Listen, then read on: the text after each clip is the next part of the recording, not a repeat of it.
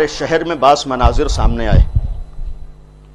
یقیناً یہ ایک ہمارے لیے مثبت پیغامات ہیں، جہاں استعمار کی سازشیں یہ ہوں کہ ہم ایک نہ ہونے پائیں، جہاں استعمار کی سازشیں یہ ہوں کہ ہم اکٹھا نہ ہونے پائیں، وہاں پر کبھی کبھی موت بھی ہمیں وہاں تک لے آتی ہے کہ جہاں پر استعمار اپنی سازشوں میں ناکام ہوتا ہوا نظر آتا ہے. اور صرف مومنین کا ایک ہونا نہیں، بلکہ اس دور کی ایک سب سے بڑی چیز ہے یہ ہمارے چینلز. مجھے بظاہر جہاں تک علم ہے، ہمارا خیال ہے کہ شاید لکھنؤ میں یہ پہلا موقع ہے کہ جہاں پر تمام شیعہ چینلز اکٹھا ہوئے ہیں کسی ایک کام کے لیے.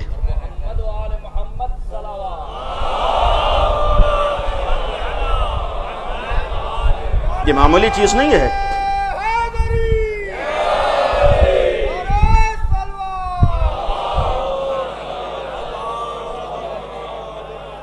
یہ ایک معمولی چیز نہیں، اس لیے کہ ہم بطور فرد اکیلے ہیں، لیکن جس کے پاس چینل ہے وہ اکیلا نہیں ہے.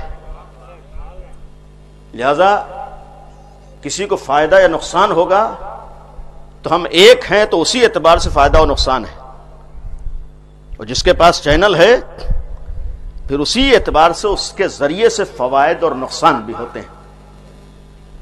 لہذا استعمار ہو، دشمن ہو، شاید اس کی نگاہیں افراد پر اتنی نہ ہوں جتنی چینلز پر رہتی ہیں.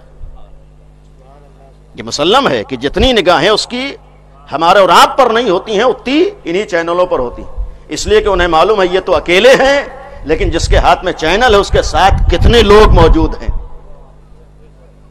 لہذا جب یہ معلوم ہے کہ ان کے ساتھ کتنے لوگ موجود ہیں تو وہ جانتا ہے کہ ایک فرد کو اگر ہم شکار کریں گے تو ایک ہی بہکے گا، لیکن اگر ایک چینل کو ہم نے شکار کر لیا تو تنہا وہ نہیں بہکے گا، لیکن جتنے اپنے ساتھ لیے ہوئے ہیں ان سب کو بھی بہکائے گا. یہ بھی ایک حقیقت ہے، ان سب کے بہکنے کا وہ سبب بن جائے گا. آج معمولی ہماری ذمہ داری نہیں ہے، معمولی ہمارا فریضہ نہیں ہے.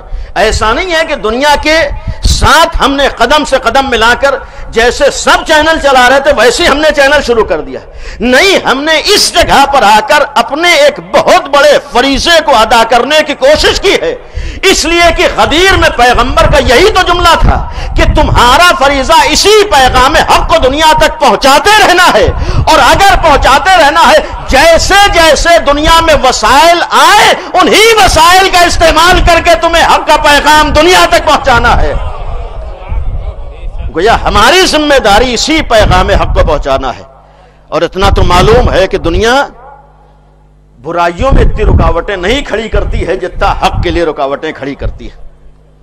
آپ غلط کام انہی چینلوں سے کہیے، کوئی آپ کے سامنے رکاوٹ نہیں آئے گی. آپ اس کے ذریعے سے برائیاں پھیلائیے، کوئی رکاوٹ آپ کے سامنے نہیں آئے گی. آپ جتنا جھوٹ بول سکتے ہیں اتنا جھوٹ بولیے، آپ کے سامنے کوئی رکاوٹ نہیں آئے گی، بلکہ دنیا کے جتنے جھوٹے ہیں وہ سب آپ کا سپورٹ کریں گے. آپ جتنی مکاریاں اس کے ذریعے سے کر سکتے ہو کریے، تو دنیا کے جتنے مکار ہوں گے وہ آپ کا ساتھ دیتے ہوئے نظر آ رہے ہوں گے. آج اگر ظلم میں آپ آگے بڑھیے تو دنیا کے جتنے ظالمین ہیں وہ آپ کا سپورٹ کریں گے، اس لیے کہ انہیں یہ احساس ہو جاتا ہے کہ ہمارے ہی مشن کا حصہ ہے. لیکن جب الہی مشن کا ہم حصہ بننا چاہتے ہیں تب رکاوٹیں کھڑی ہوتی ہیں، اور اگر رکاوٹیں کھڑی ہوتی ہیں تو ہمیں انہی رکاوٹوں سے نہیں گھبرانا ہے. اور جہاں تک ابتلا کی بات تھی، ابتلا کا ایک مفہوم یہی تو ہے، شعور و بصیرت کا نتیجہ ہی اصل میں ایمان کی شکل میں سامنے آتا ہے. اور یہ جو جملہ امام